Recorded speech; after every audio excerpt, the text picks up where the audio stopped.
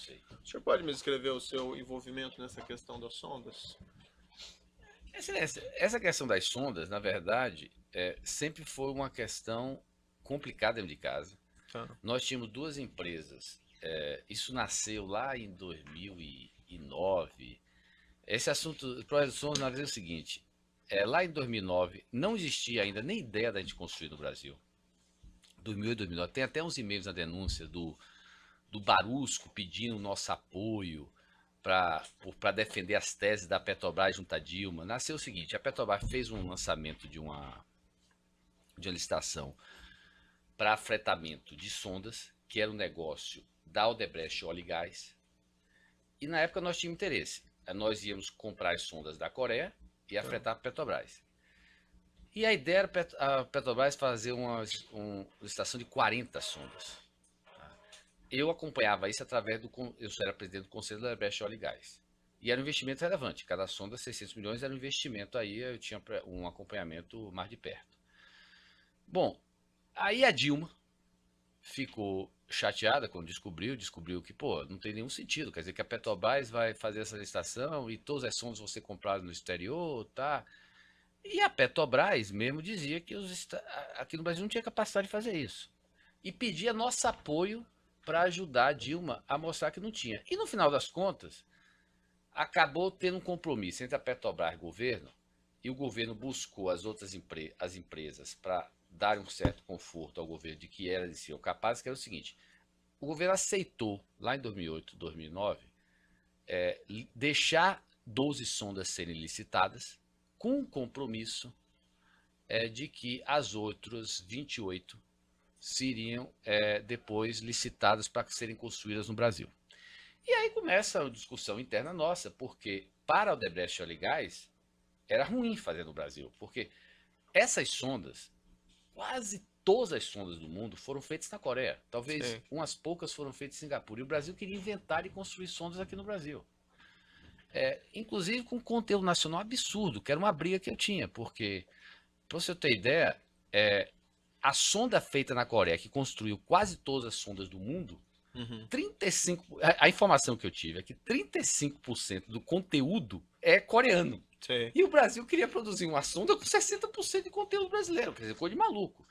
E aí começou a discussão, a gente descobriu, claramente os preços aqui não eram viáveis, e aí tinha uma pressão enorme, principalmente da Bahia, Jacques Wagner, e do Eduardo Campos, que era uma relação que a gente cuidava, porque a gente sabia do potencial dele, para a gente construir um estaleiro na Bahia e Pernambuco, para fazer as sondas, para participar, e a gente querendo cair fora e ficar só na parte de afretamento e comprando as sondas da Coreia. E aí o senhor vai ver, tem várias discussões aqui, a gente achando uma maneira, será que tem como compensar? A gente ganha o afretamento e compensa, mas eram empresas diferentes dentro do grupo, com sócios diferentes, não tinha como compensar uma coisa com a outra. Então, olha só, nós nunca chegamos internamente a uma conclusão, nós nunca nos entendemos, tanto que é por isso que eu nunca acabei levando esse assunto. Agora, a pressão vinha sempre de lá para cá, a gente participava, o presidente dizia que vocês têm que participar, e vinha com esse modelo, vocês é que tem preços altos, e dizia, o preço aqui. E aí vieram, que a gente não teve nenhuma participação, vieram com a ideia do tal da Sete Brasil. Que, na verdade, qual era a ideia dela? Não sei que participação ela teve, eu acho que o Gabriel deixou claro, na época todo mundo entendia, e a gente entendia o quê? Eles sabiam que o custo de construção do Brasil era maior do que o coreano.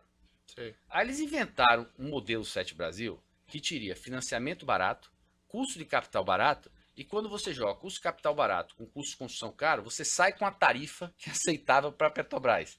É a história, quer dizer, a tarifa de afretamento era aceitável para a Petrobras, ainda que você contrate por um preço mais caro, porque o custo de capital é mais barato. Sim. E aí vieram com o modelo de Sete Brasil, que eu nunca entendi. Aliás, eu tive a oportunidade de falar com vários acionistas da Sete Brasil e dizer, não sei qual é a conta que a conta não fecha. Tanto é assim que a empresa Odebrecht Óleo e Gás, ela se tornou sócia da Sete Brasil nas sondas que ela ia operar. E a gente tinha dois negócios, de operação e o investimento das sondas. Sim. O investimento das sondas era um mau negócio. A gente conseguia compensar um pouco pelo negócio de operação, mas era um mau negócio. Mas no fundo, é aquela história, vem a pressão, Outro dia, teve por exemplo, a Dilma uma vez me deu uma bronca, porque Lula foi lá no estaleiro lá em visitar Suape, e Eduardo Campos comentou com ele que a Odebrecht estaria vindo para lá. Aí ele falou, pô, você quer tudo, você já tem um estaleiro aqui, deixa eles lá para fazer na Bahia. Que a única maneira de compensar o custo de construção mais alto no Brasil, já que eles queriam fazer no Brasil com custo de capital, com o custo do Brasil e tudo, e sabiam que a construção era mais caro, a única maneira que eles teriam de compensar isso era bolando um modelo onde eles tinham não o que a Petrobras ia contratar não era a construção. O que a Petrobras ia contratar era o fretamento. Entre o afetamento e a construção ia entrar uma variável que era custo de capital, que tornaria o valor do afretamento aceitável para a Petrobras. Então, esse era o modelo Sete Brasil. Entendi. Mas por que o Antônio Palocci deu ao senhor essa informação? Exato. E não, mas essa informação foi dada por ele.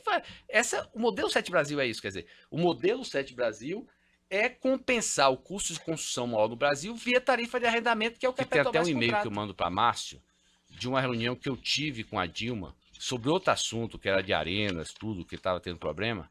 E aí ela puxou o assunto das sondas, dizendo, pô, vocês com preço alto, eu vou bolar um modelo, que era o Sete Brasil, sim, onde eu vou permitir novos entrantes para quebrar o preço Brasil. Qual era a cabeça dela?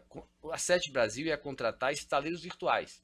Iam entrar, inclusive, estaleiro da China, tudo. E na cabeça dela ia quebrar o custo do Brasil. Eu falei, tá bom. A senhora vai, tudo bem. O que eu sempre disse para ela, o custo é caro. Se a senhora encontrar um modelo que via custo capital reduza para fretamento, tudo bem. Era o que eu sempre dizia, assim. Mas essa discussão eu até tive mais com Dilma do que com Palocci. E tive essa reunião para discutir basicamente o tema das arenas. E aí, no meio dessa reunião, que foi com o Luciano e o Palocci, que é o problema que a gente estava tendo de financiamento nas 3 arenas, no meio dessa reunião, ela trouxe essa questão. Ela comentou da questão das sondas, tá? Aquela questão dos investimentos, que essa questão de acabar com a rigidez dos grupos locais. E na saída, o Palocci saiu comigo e disse, Marcelo, como é que você acha desse novo modelo? Eu falei, tá ok. A OG vai cuidar, a Odebrecht Oligar vai comprar fretamento e vai contratar o estaleiro pelo preço que for. É aquela história. Os estaleiros nacionais iam fazer ao custo de produzir no Brasil e esse custo ia ser minimizado pelo custo capital da SET, gerando um afetamento que atendesse a todo mundo. Era basicamente isso. Uhum. E isso foi discutido nessa reunião? Não, foi. De certo, genericamente foi. Ela trouxe para mim, na cabeça dela, isso ia quebrar a rigidez dos custos locais. E consta lá, no fim comentei do pré-sal. O Palocci, quer dizer. Exato. Esse tema eu sempre trazia para ela, que era a questão da gente estar na Odebrecht Óleo e Gás, desenvolvendo o pré-sal, tinha a questão de exploração submarina, era um tema de muito interesse para a gente, que a gente achava que tinha o cartel dos empresas internacionais, mas não era construção de sondas. A Odebrecht Óleo e Gás não constrói sondas e nem quer construir sondas no Brasil. Tá. E aí consta lá, ela diz que com essa nova licitação, a Petrobras queria introduzir novos entrantes chineses, pois queria quebrar a rigidez dos custos locais. Na cabeça dela, quando a Sete Brasil entraria via fretamento, na cabeça dela você teria uma empresa que tem um custo barato de capital, que compraria, e essa empresa teria o tempo, segundo ela, teria o tempo para contratar de estaleiros que ela chamava de estaleiros virtuais. E aí, nessa cabeça dela, seriam os chineses, os coreanos viriam para o Brasil.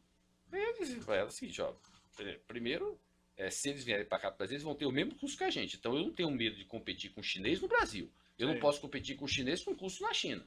Entendi. Segundo, ele não vem. E eles não acabaram vindo mesmo, porque eles sabem que aqui eles não são competitivos também.